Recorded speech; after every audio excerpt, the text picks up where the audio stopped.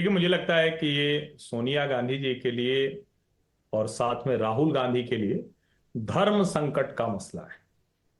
अब धर्म संकट का मसला क्यों है इसे समझना चाहिए। इसमें कहीं कोई ऐतराज नहीं है और इस देश ने इंदिरा गांधी और राजीव गांधी को पूर्ण बहुमत दिया था। ये भी ध्यान में रखना चाहिए। जो लोग ये कहते हैं कि राजीव गांधी जी ने ताला खुलवाया, इंदिरा जी तो शिव भक्त थी, देश के अलग अलग मंदिरों में उनकी पूजा अर्चना करते हुए आप जाएंगे तो वहां तस्वीरें भी मिलेंगी। वहां बताएंगे पुजारी की इंदिरा जी आती थी तो किस श्रद्धा भाव के साथ वो इस मंदिर में आई।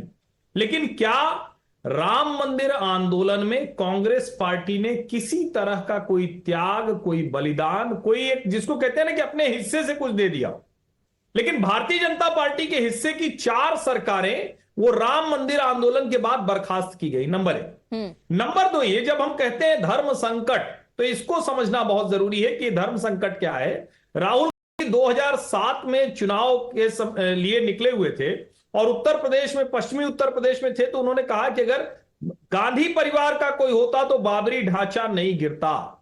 और सोचिए, सत्यनारायण गंगाराम पित्रोदा, जिन्हें हम सैम पित्रोदा के नाम से जानते हैं क्योंकि वो अमेरिका चले गए, वो क्या कह रहे हैं? वो कह रहे हैं कि भाई मंदिर पे इतना उत्साह देश में, ये बड़ा खतरनाक है, ये तो बहुत परेशान कर रहा है, बहुत चिंता में डाल रहा है। और ये सत्यनारायण गंगाराम पित्रोदा कौन है? ये सोनिया गांधी जी के बहुत नजदीकी हैं, क्योंकि राजीव गांधी के मित्र रहे, तो सलाहकार है बचपन से राहुल गांधी के।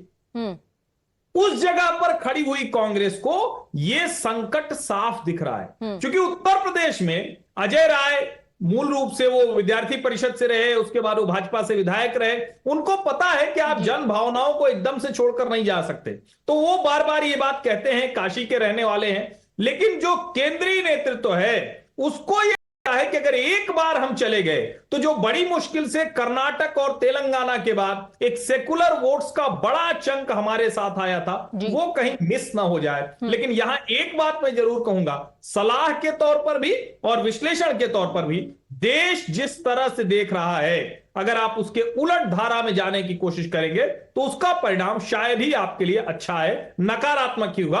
कम से कम राम के नाम पर जो कहे कि हल्की राजनीति है, गलत टिप्पणियां हैं, उससे तो कम से कम विपक्षी पार्टियों को बचना चाहिए।